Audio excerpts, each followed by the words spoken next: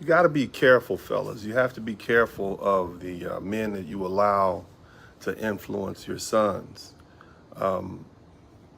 because these men, their advice is like, well, it's like a virus. And if you let lesser men influence your sons with their advice, it'll spread and it'll destroy their mentality. It'll destroy their physicality. It'll destroy their spirituality. I think one of my greatest attributes and my reasons for success has a lot to do with my ability to discern between individuals. Now, when I say sons, this also applies to your daughters. It applies to men and women alike, and it also applies to you.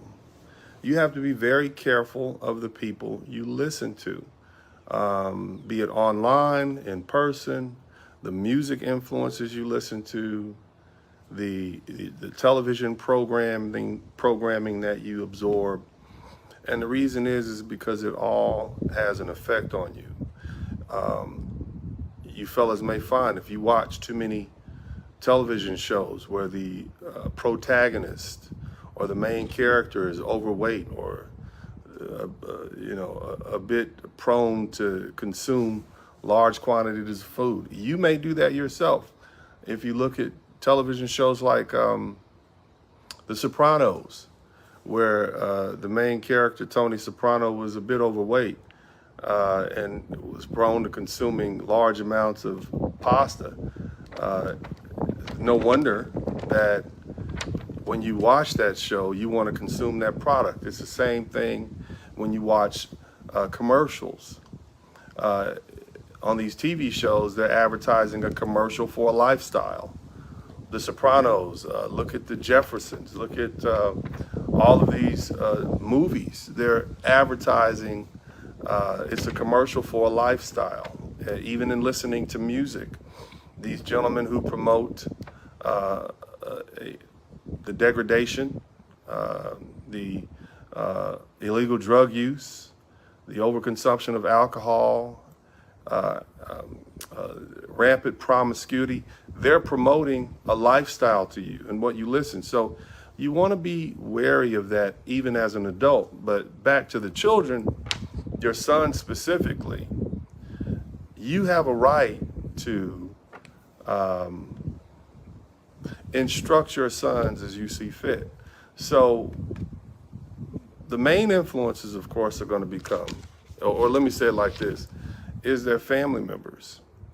And, what you have to teach your sons at an early age, and what's something that you should know, is that all adults are not worth listening to. And the reason I mention that is because in the dynamic between the child and the adult, society always tells the child or telegraphs to the child that you should listen to your adults, the adults. You should respect your elders.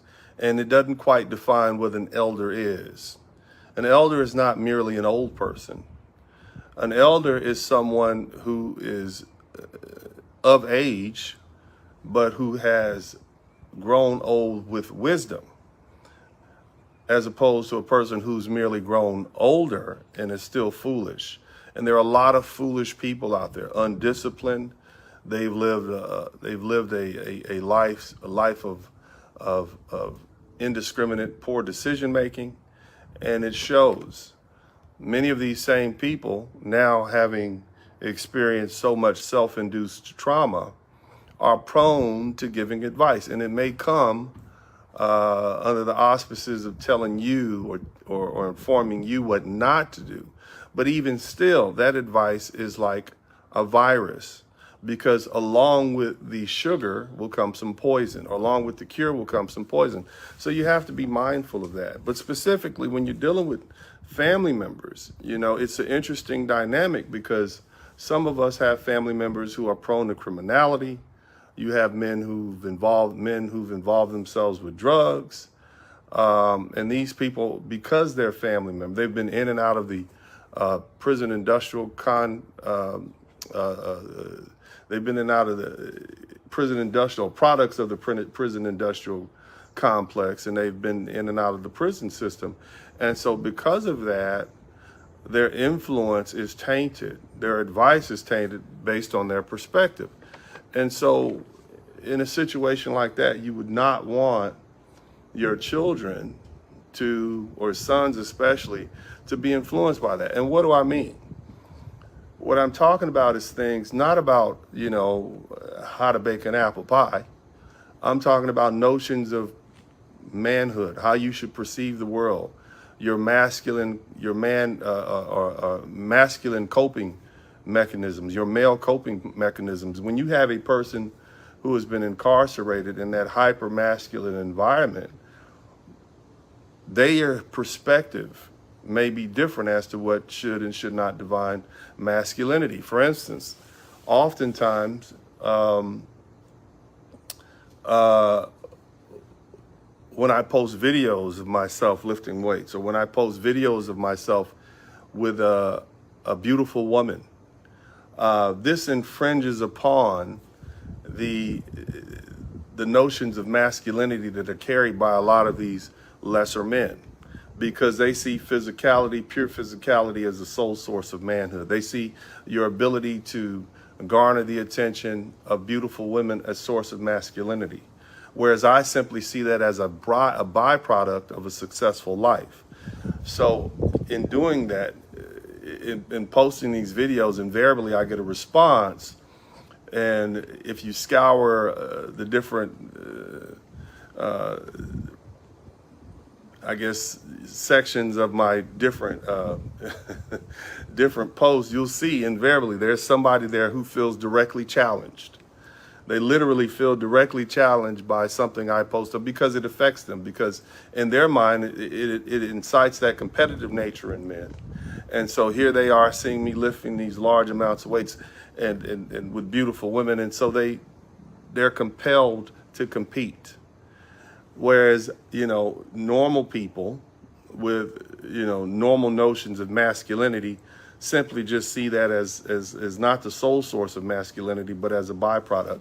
It's no different than if you put a beautiful car up. There's always going to be someone who gives you some advice or makes a statement leaning to the belief that vehicle is not all that, to use colloquial terms. Or here's my favorite.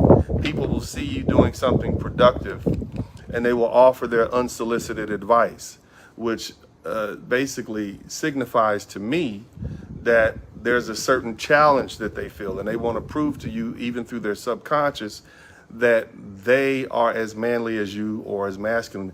It's that competitive nature. And this is also a sign of a person who does not have, I would say, a balanced representation of masculinity. And a lot of that comes from, ill-formed social skills, which can be attributed to their upbringing. So in a situation like that, you want to be careful who you listen to, because those type of people will have you fighting in the club. You see, those type of people will have you dedicating your life to one aspect of manhood, which may just be, getting money for some, having sex with as many women as they can for others, even spending too much time lifting weights and not being more balanced with your time expenditure, even though there's nothing wrong with physical fitness, and I'm 100% in support of that. I'm just saying there has to be a balance. But if you listen to the wrong people, they'll influence you in the wrong way. Now, again, as I said, this also is very important that we inoculate our sons, because in the Black community we have an infestation, if you will, of bad advice. We have a lot of men who are raised in an egalitarian society who believe that they are as equal to other men. And even though all men are men, not all men are equal. And so you should not adhere or even listen to or pay attention to. And some people, you should just flat out ignore their advice, irrespective of their age, irrespective of your relationship status with them. And I'm talking about even so far as your fathers and grandfathers, men who you should revere. You have to look at their life, look at the scope of their life, and ask yourself, do I want to be like this person? And if you decide that you don't want to be like this person, if there's nothing about this person that you aspire to be, we're not talking about someone who's built a plumbing business. We're not talking about someone who's been a successful truck driver. If you want to be a successful truck driver, you should listen to this person. If you want to have a successful plumbing business, you should listen to this person. If you know someone who is a Nobel laureate and you want to follow in that person's footsteps, then you should adhere to their advice. But other than that, you have to learn when to dismiss people. You literally have to learn that, yeah, I know the society that you were raised in, this one, especially in the African-American community and in the larger community, says that we're all equal. But the truth is we're not. And that's one of the fundamental lessons that you have to teach your sons, when to ignore people's advice. Because if you get the bad advice in your head, it's like a virus, and then it could literally take years and decades for you to deprogram yourself from that bad advice that you held on to. And it's not just family members. You literally have people who are still quoting the famous rapper Tupac Shakur, who was, I believe, 20-something years old when he wrote the lyrics, "Only God Can Judge Me Now." Now, just think about that. And for you guys, here's going to be our phrase, just to make sure people actually listen to the broadcast. Somebody type in the chat room, "Only God Can Judge Me Now." If you're in the comment section, type "Only God Can Judge Me Now," because oftentimes people will comment on my videos based on the thumbnails and the caption, and they won't actually read. So "Only God Can Judge Me Now."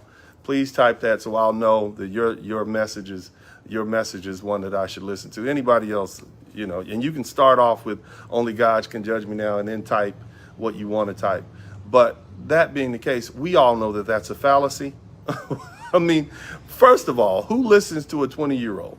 At 40, 50, 60 years old, men, look back at yourself at 20 years old and ask yourself, would you, as a middle-aged man, having experienced the turmoil of youth, having aged and become weathered, and having surpassed many of your peers, would you in any way adhere to a 20-year-old's advice? Most of you with common sense will say no. So why then is this entire world fixated on something that Tupac Shakur said in 1995 or 1996, just prior to his death? Makes no sense. It's silly.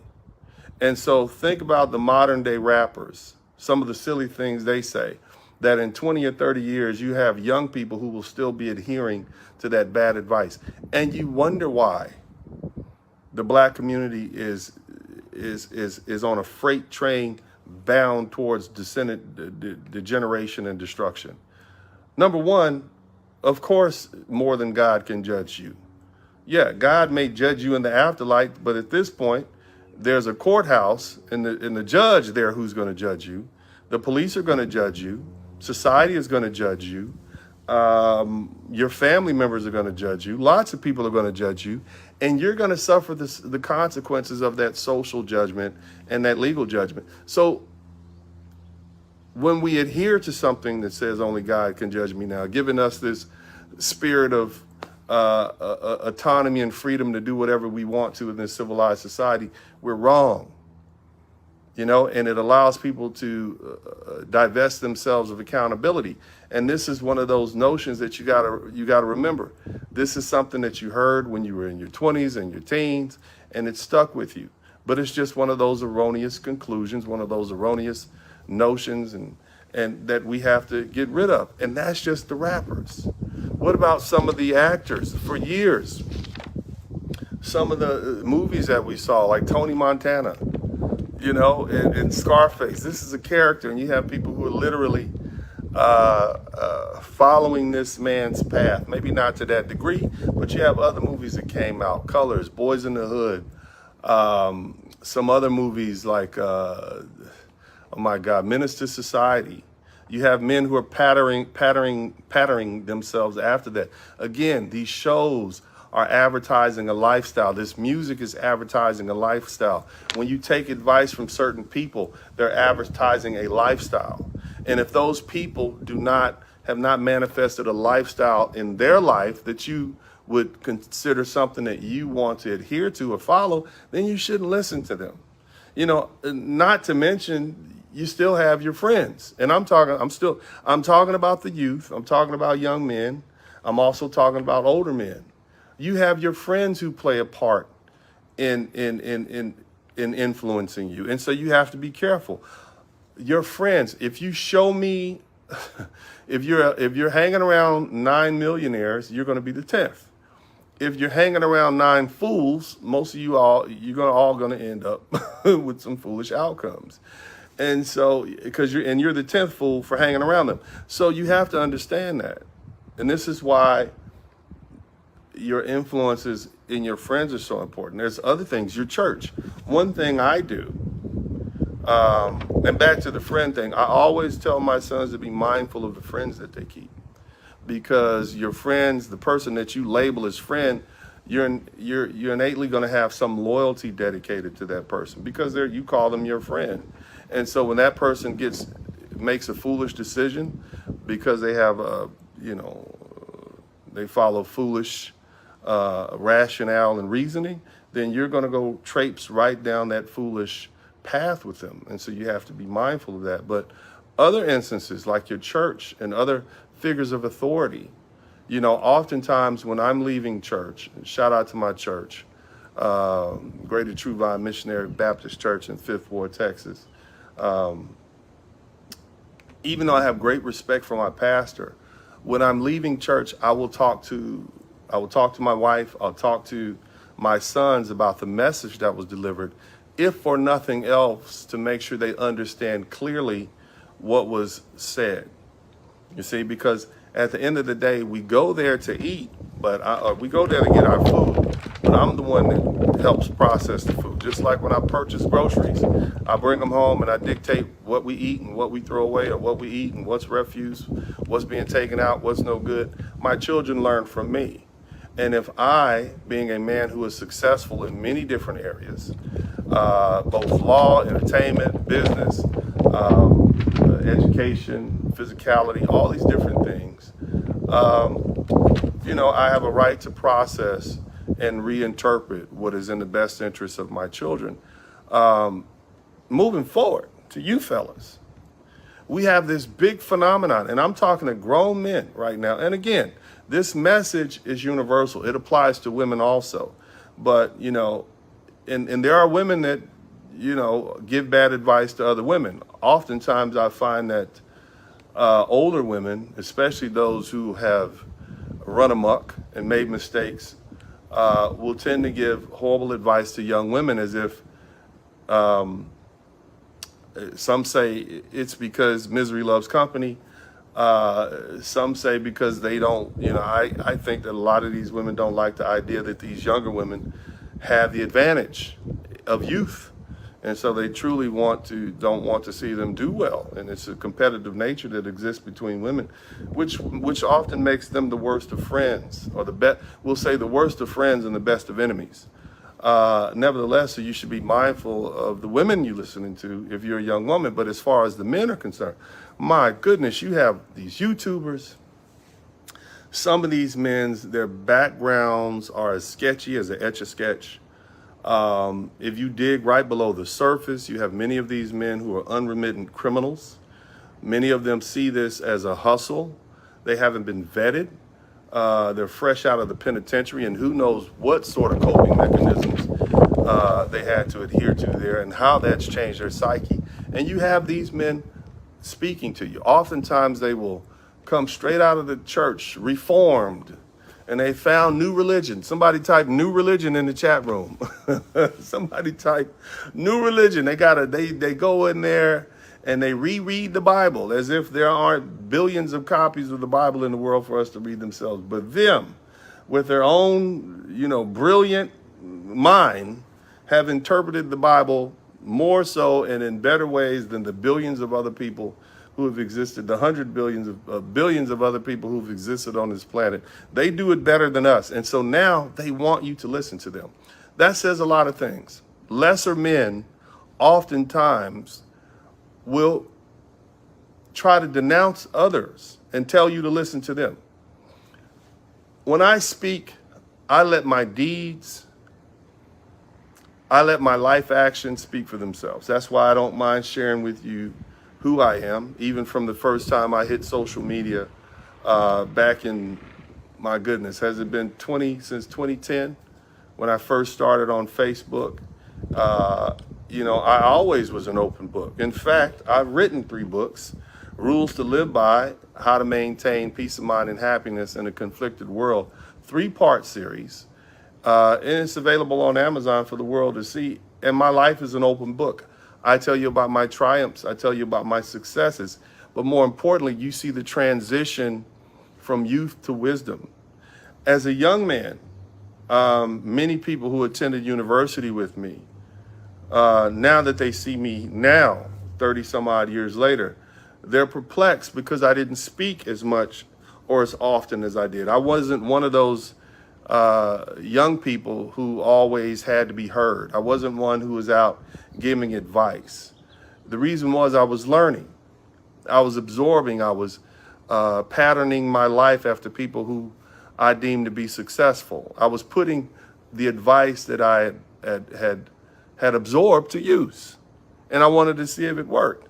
And so now, I guess as of the past 10 years or so, they're amazed that I speak so much, and they're amazed that I talk, because I didn't speak to people. Well, I spoke to people, but I was about my business. I was there for an education and moved on. Even in law school, I was there for an education and moved on. When I got my second law degree, I very rarely even spoke in class. It wasn't until after I became a father, after I got divorced, after I began to experience what travel was like overseas, after I had to deal with some hardship and some pain and some health issues and some rebounding and dealing with wealth and dealing with stress, and having successfully overcome those obstacles without failing, you see,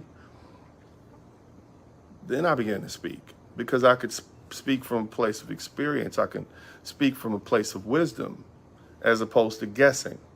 See, a lot of people will take the advice that they hear from others and then regurgitate that advice, and they want you to adhere to it as if they take it as a personal affront that you're not listening to what they say, because they know that the advice that they're giving you works because they heard it from someone who is successful. Yet they won't apply that advice to their own lives. And so at the end of the day, they're not really speaking from experience. They're speaking from a place of knowledge because they know it works, but they're not speaking from something they know to be true because of their own deeds. Let me tell you something. You got a lot of individuals on YouTube, and they see this as a money-making opportunity because they haven't been successful in the real world, so they're trying their hand at the virtual world. And they will literally tell you anything. You have men online who are giving you dating advice who've never been married. And they will swear up and down they've had the most beautiful women in the world, yet they don't have passports, so how would they know? Many of them have very rarely traveled outside of their states. And if they have traveled outside of their states, it's just from one impoverished enclave to another. They go from the 9th Ward of New Orleans to the 3rd Ward of Texas, or the 5th Ward of Texas. They go from, the bad parts of Decatur, Georgia, to the bad parts of Oklahoma, you see? And so they really haven't experienced anything outside of life to even tell you what life is about, much less tell you the beautiful women that they could be with. Yeah, anybody could, I guess, if you are one of these people that are of the notions that all women are beautiful, then, I guess you could claim that you've bagged a bunch of 8s, 9s, and 10s. But in reality, they haven't. They're just men who are spewing advice based on their own experience, and they refer to it as game, you see? But the thing is, when you get to the point where I am, you realize that wasting time, one of the biggest wastes of time is pursuing women. If you find yourself in a situation where you're pursuing a woman, that means she doesn't want you. Let me say that again. If you find yourself in a situation where you're pursuing a woman, she doesn't want you. And it's more likely than not not going to end well, because you're going to have to deal with a lot of unnecessary foolishness that you would not otherwise have to deal with if the respect was mutual and the desire was mutual. More importantly, fellas, the only advice you should follow related to relationships has to do with your relationship with the Most High, your relationship in fulfilling what the Most High wants you to do on this planet, your life goal. And in doing so and in fulfilling that process, if you're on the right path, or you're on the path that you're supposed to be on, you will invariably find a helpmeet. You can't miss it, because half the population of the world is women, and that would be 4 billion at this point. And so they're everywhere. And there's one there that can help you fulfill your destiny, your goal, per the Most High. But if you find yourself choosing women, running after women and such, you're just largely wasting your time. And you'll find that at the end of the day, you have nothing but STIs and a bunch of unwanted children and broken relationships that you could have done without. That's the ultimate goals. And that goes back to those misguided notions of masculinity. If your whole notion of manhood is how many women you can bed or wed or bed, then the ultimate, to what end? Are you trying to reproduce with these women? Are you in it purely for the satisfaction of the sexual pleasure associated with, or the pleasure associated with sex? That's it? So you leave so basically your whole purpose is a hedonistic lifestyle that brings you nothing but, carnal pleasure? That's it? That's the gist of who you are as a man? That's not a legacy that you want to bring forth. Any productive man would want to bring forth in the world. And that's why you have to be mindful of who your sons listen to. If you got some guy and his whole point of getting money is the end all or a be all, it's the end all be all, then the question you have to ask yourself, well, how far would you be willing to go if the ultimate goal is the money? Are you willing to steal? Are you willing to rob? Are you willing to commit other criminal acts? Are you willing to hurt people, take what's not yours? So money and the accumulation of money can't be the epitome of masculinity. And so you want, but of course, you want to acquire wealth, but it should be a byproduct of you being the best man you should be. And so you have to be mindful, because speaking to children, speaking to young men especially, is like performing a surgery. You don't need a sledgehammer. You need a scalpel. Okay? And so you want to be mindful of who you talk to, because, and I tell parents this all the time, the words of your father, the words of parents, they have a lot more meaning than the words of strangers. And so and that carries over to family members. The word of a family member, be it a cousin or uncle, someone you love and respect, someone you've been told that you should love and respect, carries a lot more weight than a stranger. So you want to be mindful of the men that you allow in your son's life. The same thing, as I said, goes for women. And more importantly for you guys, stop listening to these men who have not proven themselves in the real world when they give you advice in the virtual world. If they can't live and exist, because you might enjoy these YouTube videos, but if you have people who are unsuccessful in the real world, how did they come about that advice that they're giving you about how to be successful? It shows you that invariably they are just disingenuous. They're basically talking out of their backside and they don't know what they're talking about. So keep that in mind. But guys, make sure you like, share, and subscribe. I appreciate your comments. I look forward to reading them. I'm going to host from time to time, I will host a Better Fathers Forum. And this is, I guess, a lead up to that. So if you're interested in that, you can simply email me at sperlingdennis@gmail.com. I want men to be the best fathers they can be. I want you to be family men. I don't want you to be players. I get it. I understand the family court system is jacked up right now, but there are ways in which you can mitigate the possible negative outcomes of divorce and whatnot, and you can do that through the legal system. But I want you to have the pleasure of being fathers. I want you to be husbands. I want you to find fit, feminine, beautiful women who will be cooperative with you. I want you to live wholesome lives. I want you to have families. I don't want you to be a 55, 60-year-old man who's accumulated some moniker of wealth, but you have no legacy, no real legacy. Maybe you wrote a book, maybe you have a great job and career, but what is your biological legacy?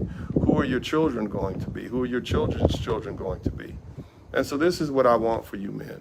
So again, and my advice that I give you, it comes from a place of love, because I want you to have what I have. And it has not been easy, but it has been worthwhile. And so that's what I want for you guys. So either way, look forward to